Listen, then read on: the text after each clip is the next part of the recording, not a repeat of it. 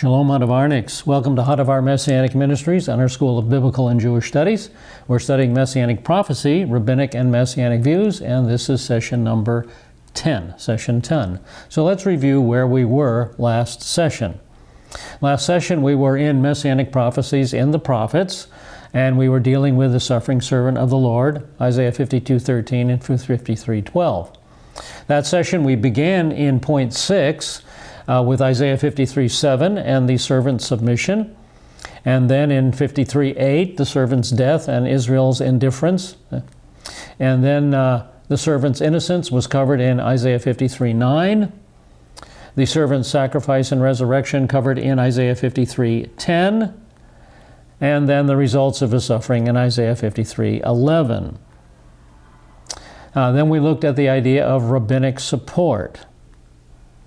And I provided you with suggestions for additional references you could pick up to have in your own library to find these rabbinic quotes. You could pick up Jesus Was a Jew by Dr. Fruchtenbaum, HaMashiach, the Messiah text by Raphael Patai, the CD-ROM Judaic Classics Library, the Sanchino Classics Collection, the Suffering Servant of Isaiah, according to Jewish interpreters, Driver and Neubauer, Dr. Fruchtenbaum's commentary, The Book of Isaiah, and www.safaria.org, which is a website of Jewish texts. Very good resource for Jewish texts. And we found that there existed a massive amount of support that Isaiah 53 speaks of the Messianic person rather than the nation of Israel. Massive support. And I'll share just, I think I got 4 samples to share with you here in this review. Rabbi Elijah Davidus in 1575 stated, "The meaning of 'He was wounded for our transgressions, bruised for our iniquities' is that since the Messiah bears our iniquities, which produce the effect of his being bruised, it follows that whoso will not admit that the Messiah thus suffers for our iniquities must endure and suffer for them himself." And that's good logical reasoning by Rabbi Davidus. And that's a reference to Isaiah 53:5. And then Rabbi Moshe Alshech, again in the 1500s, are rabbis with one voice. In other words, there's no exception to this position. We all agree. Our rabbis with one voice accept and affirm the opinion that the prophet is speaking of the King Messiah, and we shall ourselves also adhere to the same view. And then the Yom Kippur Machzor of Rabbi Eliezer Kalir is quite amazing. It reads, "Messiah, our righteousness, is departed from us. Horror hath seized us. We have none to justify us. He has borne the yoke of our iniquities and our transgressions, and was wounded because of our transgressions." So the Messiah has disappeared. He's departed from us. And so that means there was a first coming. And then excerpts from Isaiah 52:53 are sprinkled through the rest of the prayer. Continuing with, "He beareth our sins on his shoulder, that he may find pardon for our iniquities. We shall be healed by his wound. And at that time that the Eternal will create him," the Messiah, "as a new creature." So again, there's Isaiah 53, sprinkled throughout the prayer. But now a plea closes the section. "Oh, bring him up from the circle of the earth." He's departed from us, so bring him back. Apparently he's died here. "Raise him up from the land of Seir. Assemble us on Mount Lebanon a second time by the power of Yinon." So apparently a second coming is implied here as well. Quite an amazing rendition, a prayer that's been written by Rabbi Eliezer Kalir.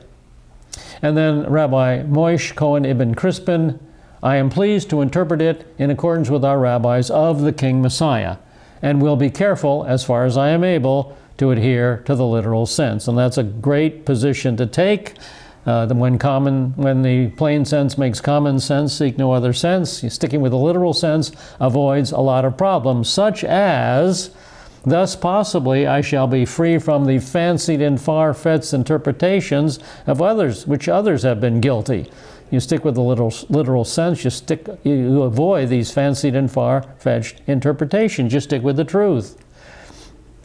And then I suggested some additional recommended reading in Encyclopedia Judaica, the article Messiah and Rabbinic Thought. And then we looked at the fulfillment in Yeshua, and we saw that Yeshua indeed fulfilled all the requirements of Isaiah 53. It's a literal prophecy with a literal fulfillment. And that brings us to the new material. We're at point E now, Jewish positions or objections. So we're going to look at different perspectives that the Jewish community has on Isaiah 53. So the first position is that Rabbi Schneerson is the Messiah. Now this is the position taken by the ultra-Orthodox group Chabad Lubavitch. And here's a picture of Rabbi Schneerson, Rabbi Menachem Mendel Schneerson. Now if you want to read a little bit more about Rabbi Schneerson, you could pick up the book, The Jewish Messiahs from Galilee to Crown Heights, and of course the reference to Crown Heights refers to his headquarters in Crown Heights, New York. Now Rabbi Schneerson died in 1994, but his messiahship is still a live issue. This billboard has recently appeared in Chicago, Baltimore, Boston, Los Angeles, Miami, New York, and Philadelphia. It was published in 2023 in Israel My Glory. Mashiach is here. The Messiah is here. And there's a big picture of Rabbi Schneerson. No doubt who they're talking about there. So now then let's take a look at some of the controversy this position has raised in the Jewish community. We start with the Jerusalem Report, written in 1994. Can Chabad outlive the Rebbe? Can Chabad outlive the Rebbe? We read, when Menachem Mendel Schneerson was inaugurated as the 7th Lubavitcher Rebbe in January of 1951, he invoked an old Chabad tradition in his word to his followers gathered at the movement's central synagogue in Crown Heights, Brooklyn, New York. There would be only 7 Lubavitcher Rebbes, he said. The Messiah would come before an 8th Rebbe appeared. So there's a very distinct time frame he gives. Schneerson's longtime personal secretary, Rabbi Liebel Groner, publicly proclaimed the Rebbe as Messiah after Schneerson's first partial stroke in 1992. So he is suffering. He's the suffering Messiah. He's bearing our sicknesses with this stroke. Menachem Mendel Schneerson's Chabad became the first mass movement since 17th century Sabbateanism, not only to proclaim the Messianic era, but to name an actual Messiah. So this is an historically important event. The Rebbe is suffering, said Pinchas Young, 20, who dropped out of law school in England to join Lubavitch, and now studies at the Sex Rabbinical College of America in Morristown, New Jersey. The Rebbe is taking on the suffering of all the Jews. So he's bearing our sorrows, he's bearing our griefs, our sicknesses. And this is a caption that followed an accompanying picture, a picture that accompanied the article. Here's the caption on that picture. Awaiting the arrival of the Messiah, ultra-Orthodox Jews from the Lubavitch sect pray around an empty chair at a meeting in Tel Aviv on the anniversary of the death of their leader, Rabbi Menachem Schneerson. They believed Schneerson would return from the dead and take his place on the throne of Israel. So returning from the dead is what? Is resurrection. And going to the throne of Israel is kingship, taking on kingship. So Messiah is Schneerson. He suffers, he dies, he's resurrected, he returns as king. Now, how did the Rabbinical Council of America react to this? Well, we've shared this reaction before, but it gets a lot of press, so we'll share it again. Here's the reaction by the Rabbinical Council of America. The resolution approved in June by the RCA, which represents about 1,000 centrist Orthodox rabbis, said, there is not and has never been a place in Judaism for the belief that Mashiach ben David, Messiah son of David, will begin his messianic mission only to experience death, burial, and resurrection before completing it, said the RCA resolution. So this resolution, this statement, is in direct conflict with Chabad's belief. The article goes on. While many Lubavitchers acknowledge their beloved leader's death and have dedicated themselves to carrying on his work, reaching out to Jews wherever they may be, A significant segment of the Lubavitch movement continues to believe and publicly promotes the belief that the Rebbe died and will be resurrected as the Messiah. A suffering, dying, and resurrected Messiah. Article continues. Some, including those who pushed for the resolution, say that the views of Lubavitch Messianists are little different from, heaven forbid, the Christian view of Messianism. Well, that's interesting because the Christian view of Messianism is the biblical view. The Chabad view of Messianism, it turns out to be the biblical view as well, but they just place the data on the wrong person. The right person who fulfills that data is Yeshua. The wrong person is Rabbi Schneerson. But the views are very similar. And the Rabbinical Council of America does not like this. Those views also destroy the fundamental argument against Christianity that Jews have been using for nearly 2,000 years, said Rabbi David Berger, author of the RCA resolution. What is that foundational argument? That fundamental argument, here it is again. There is not and has never been a place in Judaism for the belief that Mashiach ben David, Messiah son of David, will begin his messianic mission only to experience death, burial, and resurrection before completing it. There it is. Chabad challenges that argument, and so do you as a believer in Yeshua. We challenge that argument. Our position is biblical, their position is traditional. All right, some final thoughts here. Article from the Jerusalem Report. Keeping the Rebbe Alive, 1994. We read, Yankel Lieberman, who runs Chabad's network of kindergartens, sits in his tidy office and tries to work. Lieberman is one of the few people here whose mourning is visible, unsuppressed by optimism. Motivating himself is a constant struggle. Since the Rebbe's death, he speaks in a monotone, eyes downcast.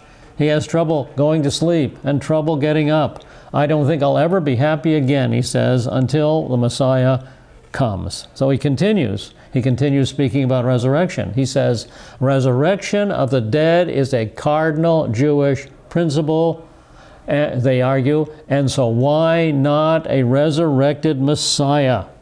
And that's a very logical argument, a very good argument. It's a biblical argument, not a traditional argument. The Messiah will be resurrected. The article continues. One chassid, speaking on the condition of anonymity, rejects the widespread new faith in resurrected Messiah as Christian, not Jewish. In other words, people are saying the Chabads are believing in a Christian belief. The Chabadniks are wrong. A resurrected Messiah is a Christian belief, not a Jewish belief. That's the objection. And that's an objection you'll get when you proclaim Jesus as the Messiah. A resurrected Messiah is not a Jewish belief. But one chassid rejects that position, according to the article here. He didn't want his name known, but he rejects that position.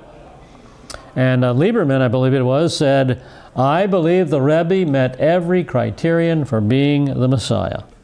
All right, so every criterion for being the Messiah. Well, there's one criterion. You can claim he fulfilled all of them, but there's one he has not fulfilled and which you do not claim, and that's our refutation and the fact that Rabbi Schneerson remains in the grave. He has not been resurrected. He died in 1994, and here is his tomb. It is still filled with his body.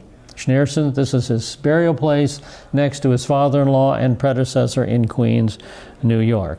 Okay? All right, he has not been resurrected. That means he is not the Messiah. All right, then Lubavitchers have often been facing another issue, which is the charge of idolatry, and you'll be facing that issue too if you proclaim Jesus as the Messiah. They'll say, your objector will say, you're worshiping a man. Worshiping a man is idolatry. You're an idolater. All right. So this is the forward from the Forward newspaper in New York. The Lubavitch movement is moving to answer Orthodox critics who charge that some of the Hasidic group's members have become idol worshippers and must be cast out of Judaism. And that's what will happen to you. You go in a synagogue and you say, I believe that Jesus is the Messiah. You're an idol worshiper. Get out of here. Get out of here. Get out of our synagogue. Now, a member of the mainstream Orthodox Rabbinical Council of America, Rabbi Berger, in 1996, sponsored a resolution adopted by the organization that read, and as I have shared with you before, this resolution has gotten a lot of press. There is not and never has been a place in Judaism for the belief that the Messiah, son of David, will begin his messianic career only to experience death, burial, and resurrection before completing it. All right.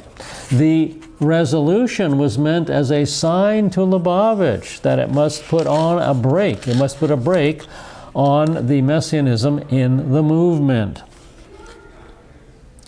The article goes on. The Lubavitcher Rebbe is becoming God for some Hasidim, wrote Rabbi Berger, a Brooklyn College professor in Haaretz. Haaretz is an Israeli newspaper. For example, in the fall of 1996, the Israeli weekly Sichat HaGeulah printed a revised version of the standard Messianist slogan, which read, may our master, teacher, and creator, it used to say our master, teacher, and Rebbe, a rabbi, may our master, teacher, and creator, in other words, that's God himself, the King Messiah, so we have a divine King Messiah, live forever. And a few weeks later, it declared that it's permissible to bow to the Rebbe, that's what they're talking about, because his entire essence is divinity alone. Divinity alone. So now Chabad is promoting a belief in the divinity of the Messiah, and of course, that Messiah would be Rabbi Schneerson. So what is Chabad teaching? Well, they're teaching exactly the opposite of the Bible. Chabad Lubavitch is teaching that a man, Rabbi Schneerson, has become God, has become divine, has become divine. Well, what does the Bible teach? The Bible teaches that God has the ability to become a man, and he chose to put on flesh and come down to our realm and suffer and die for us. So Lubavitch's position is exactly the opposite of the Bible's position. Now, a man is powerless. A man cannot raise himself up to the position of God. He cannot do that. But God is all-powerful. He can do everything he wants. And if he wants to put on human flesh and come in the form of a man and suffer and die for us, he is able to do that. He can do that. Man cannot, God can. All right, let's move on. Rabbi Berger went on to cite an article in an English-language publication, Beit Mashiach, that called the Rebbe the essence and being of God, and clothed in a body, omniscient, all-knowing, and omnipotent, all-powerful. Pretty strong statements, but this is belief in a God-man, believing that a man became God. Last October, a group of fervently Orthodox rabbis issued a legal ruling that every Jew must accept Schneerson, who died in 1994, as the Messiah. They must accept him as the Messiah. What does the Bible teach on that, however? The Bible teaches that every Jew and every Gentile must accept Yeshua as the Messiah. There's only one name given among men by which we must be saved. All right, and then this claim to deity has raised a lot of controversy as well. This is from a newspaper in Milwaukee, Wisconsin. The conviction that the late Rebbe Menachem Schneerson, who headed the Lubavitch movement, is the Messiah has made some waves in the New York area, but when his claim was made here that he was God, it created an explosion. The claim to divinity was made in the new calendar published in Russian by Rabbi Alexander Milkstein, who heads the Milwaukee Synagogue for Russian Jews, Congregation Mashiach Now. The calendar went so far as to claim the Rebbe himself said that he was God and also the Messiah. Rabbi Milkstein defended his position and claimed that most of the Lubavitch Hasidim hold to the same belief as his, but hide their beliefs for fear that fundraising will be affected. Interesting. Most of Chabad believes very much like Orthodox Christianity believes. And by Orthodox, I should say fundamental evangelical Christianity believes. All right, how do we refute all this? Well, the refutation, again, goes back. You can make any claim you want about Rabbi Schneerson, but our refutation goes back to a claim you cannot make, and that's the occupied tomb. The occupied tomb. Here's Rabbi Schneerson's grave. The occupied tomb versus the empty tomb. Yeshua's tomb is empty. You can visit it today in the Church of the Holy Sepulchre. He is not there. And I love this drawing. Here's the soldiers who are paralyzed with fear. And here are the women who are peering into the tomb. And they look into the tomb, and what do they see? Well, they don't find the body of Yeshua. The angel says, "Why are you looking among the dead for the living? Why are you looking for the living among the dead? He is not here. He's risen. He's risen." So the empty tomb is the biggest refutation there can be. Now, just one more final note. According to Rabbi Moses Hadarshan and Rabbi Yoden, the Messiah would have no father. All right, here's Rabbi Moshe Hadarshan. He stated, "The Redeemer whom I shall raise up from among you will have no father. As it is written, behold, the man whose name is Zamach, branch, and he shall branch up out of his place," Zechariah 6:12. And so Isaiah says, "And he came up like a sucker," etc. So Rabbi Darshan, the Messiah will have no father. And then Rabbi Yoden, "Truth shall spring out of the earth, Rabbi Yoden saith he," notes upon this place that it is not said, "Truth shall be born," but shall spring out, because the generation and nativity of the Messiah is not to be as other creatures in the world, but shall be begot without carnal copulation. In other words, a miraculous birth, a miraculous conception. And therefore, no one hath mentioned his father, because he doesn't have a human father, who must be hid from the knowledge of men till himself shall come and reveal him. And so it's left up to the Messiah to reveal who his father is. So in contrast, Rabbi Schneerson's parentage has never been a mystery. He was born April 5th, 1902 in the Ukraine. His parents, by carnal conception, and let me repeat that, by carnal conception, were his father, Levi Yitzhak Schneerson, and his mother, Chana Schneerson, and so he is definitely not the Messiah. All right, that's position number one, that Rabbi Schneerson's the Messiah. Now we come to position number two, that the nation Israel is the suffering servant. The Messiah does not suffer. The suffering servant is not the Messiah. The nation Israel is the suffering servant. All right, we'll start with the Soncino books of the Bible, the book of Isaiah. And there we read, "The servant is ideal Israel, or the faithful remnant." That he is not an individual, see, that he's not the individual Messiah, is the opinion of all Jewish and most modern non-Jewish commentators. Well, that's an overstatement to the max. We've read many statements that would be counter to what the Soncino books of the Bible has written. That's an overstatement. Now, in reference to Isaiah 53, verses 1 through 9, the Soncino book says, "The Babylonians, or the representatives, having known the servant, that is, exiled Israel idealized, in his humiliation and martyrdom, and now seeing his exaltation and new dignity, describe their impressions and feelings." All right, so what is our refutation to that position? Well, I'm going to read directly out of Hamashiach by Dr. Fruchtenbaum. Here is his refutation. "Having read through the passage, it should now be very clear that this prophecy cannot possibly be applied to the nation of Israel. Israel is not silent. Israel has never been legally tried and condemned. Israel as a nation has never died through legal execution.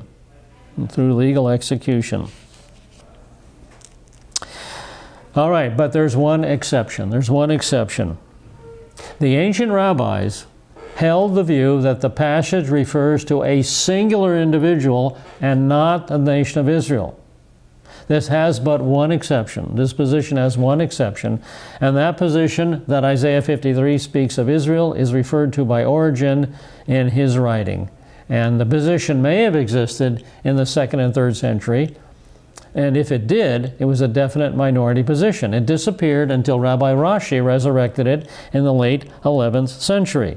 And here's Origen discussing the position that Israel is a suffering servant in his writing Contra Celsus.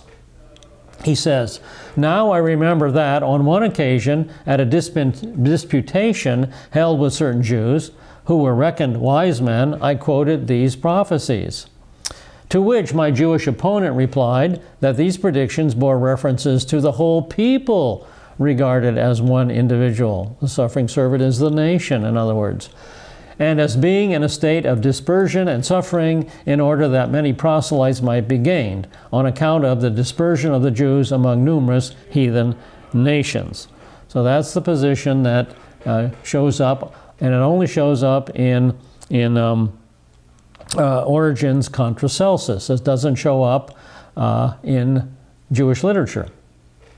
With the exception of the view cited by Origen, the ancient rabbis held the position that Isaiah 52:53 speaks of a singular individual.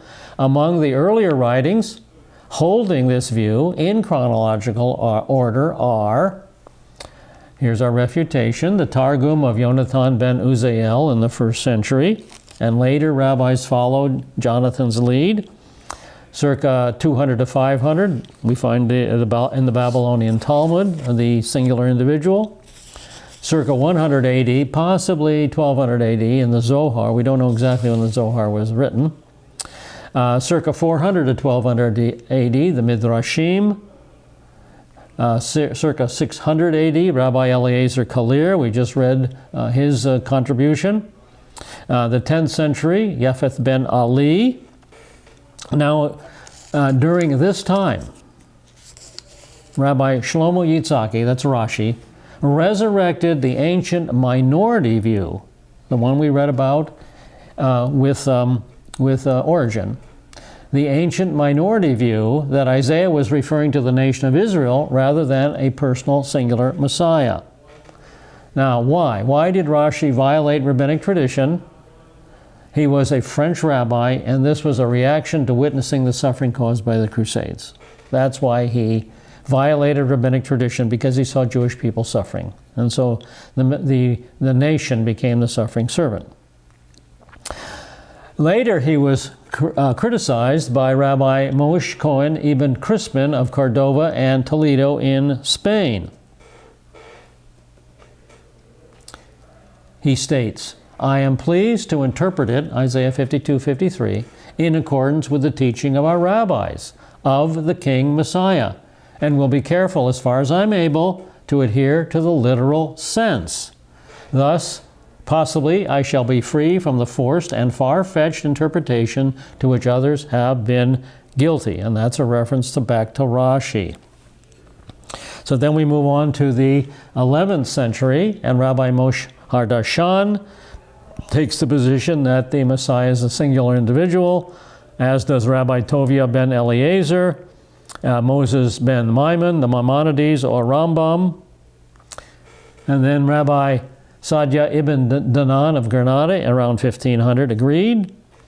In the 16th century, Rabbi Moshe Leshech or Al-Sheikh interpreted it in the same way. Rabbi Dan Yitzhak Abarbanel agreed that the personal Messiah interpretation was correct. He lived around 1437 to 1508. Then the Rabbi Eliyahu Davidus in 1575. Rabbi Naphtali ben Atschuler around 1650. Hertz Homburg in his Korem written around 1818. So in summary, the position taken by Rashi in 1040 to 1105 was followed by David Kimke, 1160 to 1235. But this was to go contrary to all rabbinic teaching of that day and the preceding 1,000 years. Today, Rashi's view has become dominant in Jewish and rabbinic theology, but that is not the Jewish view, nor is it the traditional Jewish view. Those closer to the time of the original writings and who had less contact with Christian apologists interpret it as speaking of the Messiah. And that comes from Dr. Fruchtenbaum's HaMashiach, page 128. Well, you might ask, how in the world did this view become dominant in the Jewish community today? Well, it became popular as a result of the European Enlightenment. During the Enlightenment, we Jews, were let out of our ghettos, and we began to mingle with Christians who used Isaiah 52:53 to win Jewish people to faith in Yeshua. And they made a lot of progress there. The rabbis, in order to counteract this view and counteract this successful evangelism, adopted Rashi's view that the suffering servant was Israel.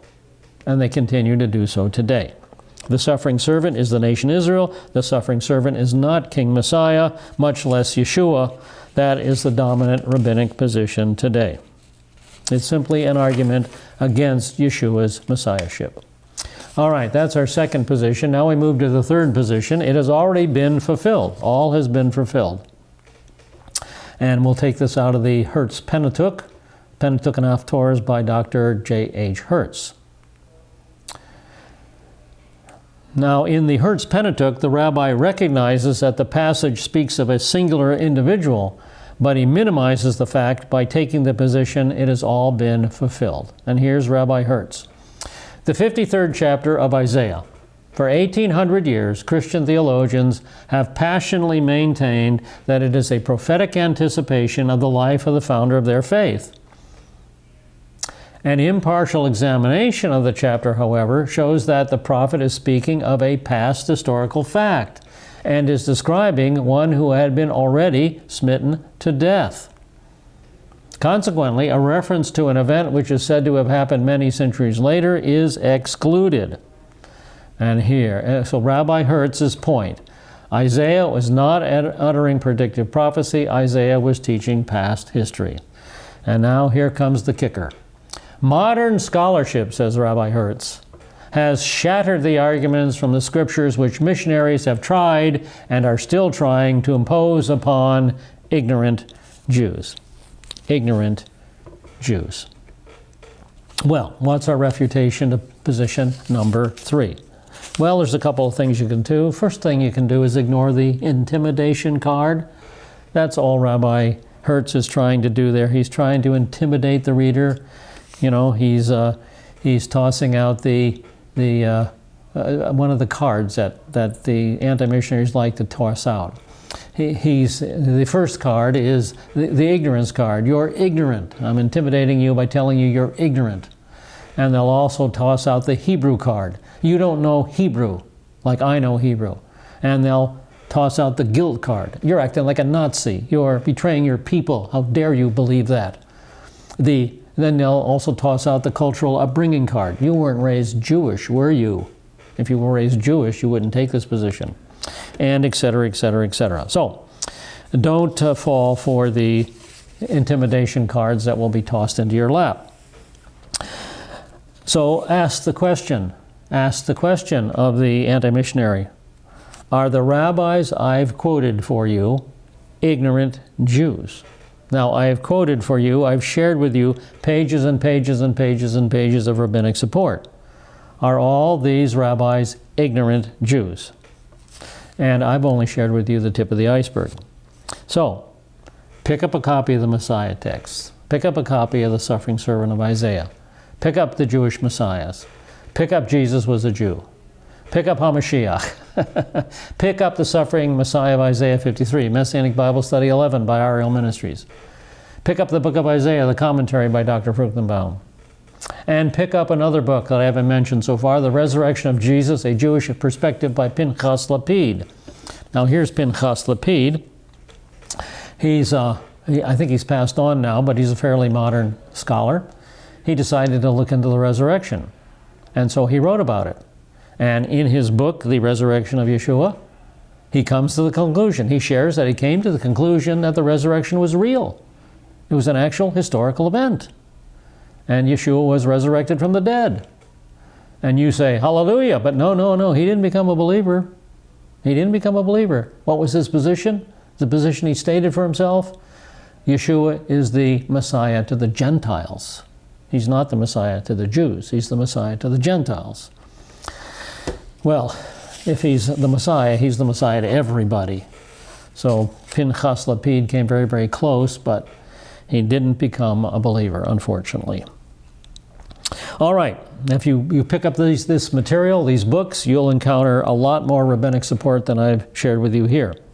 So, none of those ancient rabbis who I quoted are ignorant Jews, and neither are you. You're not an ignorant Gentile either if you're seeing my class here. So don't allow ridiculous statements like this one found in the Hertz Pentateuch to intimidate you. When you proclaim that Isaiah 53 is messianic, you fall in line with an ancient and respected position in the Jewish community. All right, so our first refutation is to ignore the intimidation card. The second refutation is to ask the right questions. Ask these questions. If all has been fulfilled in the past, these questions should have answers. First of all, why would Isaiah talk about this past historical fact? Who would be the innocent sufferer prior to the book of Isaiah being written? When were Gentile kings astonished before Isaiah came on the scene? How and why did this individual die for Israel? Where is the justification and spiritual healing that supposedly came about before Isaiah came on the scene? So basically, Rabbi Hertz has just tried to diminish the impact of this messianic passage. And the effect of diminishing messianic passages by seeing them fulfilled has stripped Israel of her messianic hope. There's nothing left to hope for. And no wonder the Bible is irrelevant to most Jewish people. Today, in 21st century America, the messianic hope is virtually non-existent. Why? Because the core of the messianic revelation has been jerked out of our hands. Only the Orthodox and the ultra-Orthodox possess some sort of messianic hope today, and it is very anemic. And this is why reaching out to Jewish people is so important. We need to be continually challenging our people to believe in God. There is a messianic hope that ultimately answers our question about God and life, and that messianic hope is fulfilled in Yeshua. All right, number 4. Our fourth point, I should say. Here's a summary of our refutation. That Messiah, the servant, is Messiah, not Israel. Let's sum up the material. First of all, Messiah, not Israel, was the view of the vast majority of the ancient rabbis. The distinctive pronouns we, us, our must refer to Isaiah and his Jewish audience, while he, him, and his refer to the Messiah. Throughout the passage, the servant is portrayed as a singular personality and not a nation. There is no allegory or personification of the servant as Israel. And in verse 9, the servant's suffering is voluntary, willing, and silent, which has never been true of Israel. And on that point, I'd like to share with you a fairly long paragraph from a book, A History of the Jewish Experience by Leo Trepp. And here's Leo Trepp, here's the author. He looks like a very interesting and delightful man. Leo Trepp wrote this paragraph, and this excerpt that I'm going to share with you shows that Israel's suffering has never been voluntary, willing, or silent. So here's Leo Trepp's words. Courage, determination, military toughness have always been the prime characteristics of the Jew. When Abraham learned that his nephew Lot had been made a prisoner, he armed the men of his clan and defeated the vastly superior army. Genesis 14. Joshua and Gideon, Saul at his prime, David were supreme strategists and daring and fearless soldiers. The Scripture is also confident of the courage among Israel that it makes the ruling to issue a call before battle, let those who are afraid stay home. We don't want them lest they discourage others. Deuteronomy 20, verse 8. The Maccabees outfought a powerful enemy with their strategy, their fearless courage, and supreme mastery of the art of war. Even in defeat, the Jews proved no mean enemy. The war against the Jews was the most difficult campaign Rome had fought since she defeated Hannibal, the invader of Italy. Thus, their general, Titus, did not earn his triumphal arch for nothing. The Bar Kokhba rebellion nailed down the elite of the Roman legions for years. During the Crusades, the Jews of Mainz took up arms against the hordes that attacked them until they were pushed into a corner and literally clubbed down by an overwhelming mass of attackers. We are reminded of the Battle of the Warsaw Ghetto, when a small band of starving Jews took on the entire Nazi might with arms smuggled in from outside. None of the conquered peoples had dared to engage the conqueror in open warfare the way these inadequately armed people did. And they held out against the tanks and flamethrowers until the Nazis shut off the water mains and saturated the area with incendiary bombs. Even then, they had to take on the fighters man by man in the midst of the flaming inferno. The victories of the Israelis over large armies are but recent history, and he who wishes to lay eyes on a soldier whose toughness is written right on his face and body need only go to Israel today. And here's an interesting picture of the Israeli Defense Forces soldiers heading toward a target. They're out on a patrol. They're doing something. There's a tough bunch of cookies right there. If you want to see somebody whose courage is written on his face, look at the IDF. And you know, I feel proud, and I had the privilege of volunteering for the IDF for 3 weeks during their Volunteers for Israel SAR-L program in 2003. So I was a member of the IDF as a volunteer for a short time, and I'm glad I did it. I valued that experience. All right. Now, as we go on to the next verse, verse 8, the servant dies for my people. Isaiah's people were the Jews. The servant and Israel are therefore clearly distinguished. As we continue, the servant is an innocent sufferer, but Israel always suffers for his own sins, as Isaiah himself stated in chapter 1, verses 4 through 8. The servant suffers a vicarious and substitutionary death, while Israel does not suffer on behalf of the Gentiles, but because of the Gentiles. The sufferings of the servant bring justification and spiritual healing to those who accept it, but Israel has not done this for the Gentiles. The servant dies, but the people of Israel always survive. The servant is resurrected, but since the people of Israel have never passed away, they have no need for a resurrection. And that comes out of HaMashiach, page 58. So our conclusion of all this is that the servant is the Messianic God-man King, Yeshua HaMashiach, Jesus of Nazareth. All right, let's close out this section with a summary of all that we learned in regard to the Messianic person. Isaiah 52, 53, 12, 52, 13 to 53, 12. So in regard to the first coming, the Messiah's childhood would be in natural circumstances with no unusual characteristics. Messiah's first coming would be characterized by suffering. Messiah's first coming would be rejected by Israel. Messiah would undergo a legal trial and be condemned to death. Messiah would be executed. Messiah would be buried in a rich man's tomb. Messiah would be resurrected. All of Messiah's sufferings and death were to be substitutionary. He died that we might have life, that our sins may be removed from us, and that we may enter into a new relationship with God.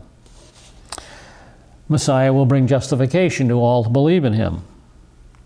And the Messiah will die as an ultimate guilt offering for sin. All right, that's the first coming. Now, in regard to the second coming, Israel will eventually recognize and confess the rejection of the Messiah. Now, one final remark. Your Jewish friend will probably not be familiar with Isaiah 52, 53. This section is not read in the Haftorah readings in the synagogue, in the readings from the prophets. This section is not read in the synagogue services. So your Jewish friend, who probably doesn't read his Bible, probably has never read it, has never seen it. Now, a good way to approach them is to say to them, let me read you something, and you tell me who it's about and where it's written. And so just read them, Isaiah 52, 13 through 53, 12. Just read it to them. And inevitably, they will probably say, well, that's about Jesus in the New Testament. And all you have to do is say, well, it's about Jesus. That's correct, but it's from the prophet Isaiah, because Yeshua is the Messiah. And that's a good way to introduce them to Isaiah 52:53. All right, we're now ready to move on to the next prophecy in the prophets. We're going to look at the pierced one and the national salvation of Israel in Zechariah 12:10. Zechariah 12:10. Let's start with our overview. The type, it's a second coming prophecy. The new covenant usage, it's a literal prophecy with a literal fulfillment. And then the background. As a background, let's look at Zechariah's time frames. Here is a time frame chart. And Zechariah covers the distant past, the prophet's present time, the near future, the first coming, the tribulation, the second coming, and the kingdom. Now in chapter 12, verses 1 through 9, we're in the campaign of Armageddon. We're in the tribulation. And in Zechariah 12, 1 through 9, the campaign of Armageddon, we'll start with verse 1. The burden of the word of the Lord concerning Israel. Now this verse is going to teach us that God is in control of the inanimate and animate physical world. The burden of the word of the Lord concerning Israel. Thus declares the Lord, who stretches out the heavens and lays the foundation of the earth and forms the spirit of man within him. So God is the almighty creator and sustainer of the universe. He spread out the heavens. He fashioned the earth, and he produced human life, put our souls within us. Now, as we move on to Zechariah 12:2, we see that God is speaking about what he will do. Behold, I am going to make Jerusalem a cup that causes reeling to all the peoples around. And when the siege is against Jerusalem, it will also be against Judah. Now, here's a map of the area. Judah is the red area to the south, and the yellow area to the north is Israel, the northern kingdom, and Jerusalem is located right here. All right, let's move on to verse 3. It will come about in that day that I will make Jerusalem a heavy stone for all the peoples, and all who lift it will be severely injured, and all the nations of the earth will be gathered against it. And here's an illustration of all the armies of the world coming against Jerusalem. All nations will come against Jerusalem. Now, a distinction is maintained between Judah and Jerusalem. Now, in Zechariah chapter 12, moving on to verse 4 through 7, the emphasis will be on the people of Judah and the people of Jerusalem. And in sight is the physical deliverance of Jerusalem. So let's pick it up in verse 4. In that day, declares the Lord, I will strike every horse with bewilderment and his rider with madness. And I will watch over the house of Judah while I strike every horse of the peoples with blindness. All right, he talks a lot about horses here.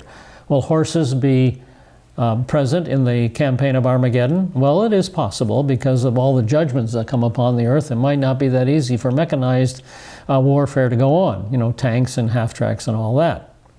But I think that Zechariah is probably speaking in terms that the ancient reader can understand, because the ancient reader from Zechariah's day right up to World War I, and by the way, here's a World War I soldier with his horse, from Zechariah's day right up to World War I, understood that horses were used in battle. And us modern readers can understand that as well, because we know past history.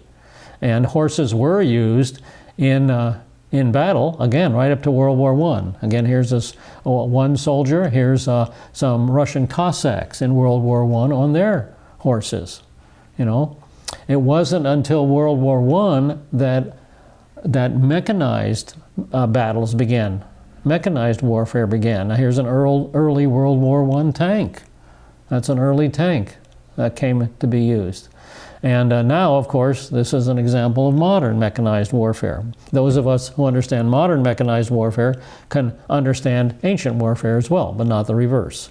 Not the reverse. So I think he's speaking in terms that the vast majority of human beings would understand, from Zechariah's time to our time. All right, verse 5. Then the clans of Judah will say in their hearts, a strong support for us are the inhabitants of Jerusalem. Notice that, Judah and Jerusalem, through the Lord of hosts, their God.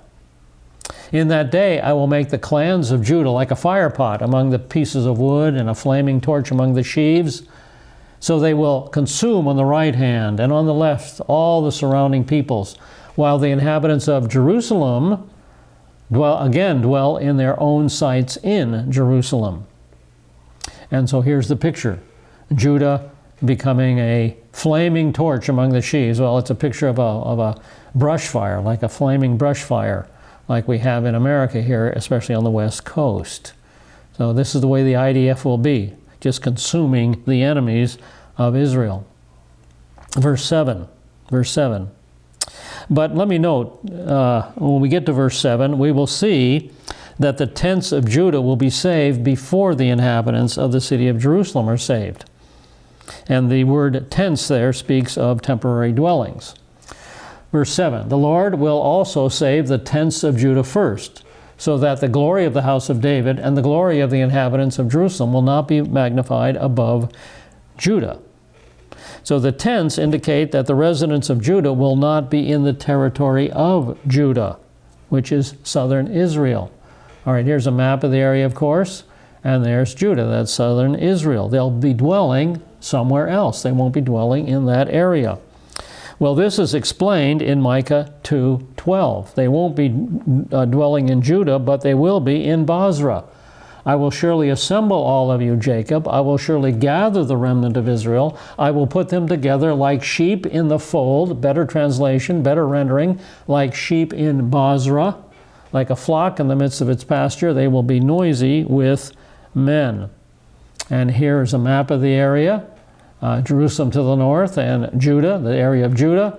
But the people of Judah will not live in that area. They will have fled to the south, to modern southern Jordan, to that's ancient Edom, to the town of Bozrah, or as it's known also today as Petra. That's where the majority of the remnant of Judah will be hiding out.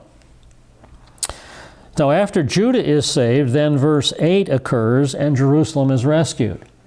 In that day the Lord will defend the inhabitants of Jerusalem, and the one who is feeble among them in that day will be like David, and the house of David will be like God, like the angel of the Lord before them. Then verse 9 deals with the judgment of the Gentiles. In that day I will set about to destroy all the nations that come against Jerusalem. All right, the progression of the campaign of Armageddon at this point, in verses 1 through 9. 1, all the nations of the world come against Jerusalem. Although greatly lacerated, they are victorious. 2, the Jewish people are energized, but were not rescued. Point 3, eventually Jerusalem falls. 4, the bulk of Israel flees to Bozrah. God rescues the tents of Judah first. God then rescues Jerusalem, and God destroys all the nations that battle against Jerusalem. So that's the progression. Now, as we get to Zechariah 12:10 through 14, we come to the mourning of the Messiah. And at this point, we move from the tribulation to the second coming. This is the second coming. So we pick up the exposition in verse 10, the mourning and plea for the Messiah to come. I will pour out on the house of David and on the inhabitants of Jerusalem the spirit of grace and supplication, so they will look on me whom they have pierced. So God is going to pour the Holy Spirit out upon the entire nation that is alive at this point. And they shall look unto me whom they have pierced. Now in Isaiah 53 we learn the Messiah will die, but now in Zechariah we learn the process will involve piercing. Now in regard to the translation, the phrase, look on him, this phrase does not demand actually seeing Yeshua, but turning our attention to him. It's the phrase is describing an act of faith. They will look in faith to the one who is described as pierced. So the one they look to in faith is described as pierced. Now the word pierced in Hebrew means thrust through, a dakar. It's not a flesh wound. It's not a flesh wound. This is not a scratch. In fact, this piercing was described by John in John 19:34. But one of the soldiers, this is during the crucifixion, of course, pierced his side with a spear, and immediately blood and water came out. And also in verse 37, and again another scripture says, they shall look on him whom they pierced. They pierced. So this is not a flesh wound. And then the second part of verse 10, and they will mourn for him as one mourns for an only son, and they will weep bitterly over him like the bitter weeping over a firstborn. So in summary, one day during the end of the campaign of Armageddon, the Holy Spirit will be poured out upon the Jewish people. This will cause them to look in faith to the one that we have pierced with intense mourning, So who are they mourning for? Who are they mourning for? Well, I see I'm down to less than a few minutes here. We'll pick it up next session in Zechariah 12:1, and we'll examine the question, who are they mourning for? Who are they mourning for? Starting in chapter 12, verse 1. All right, we'll see you next session as we continue on through Zechariah 12, and look for a key verse, Zechariah 12:10. Thanks so much for being our students. We'll see you later. Lahithraot. Lahithraot.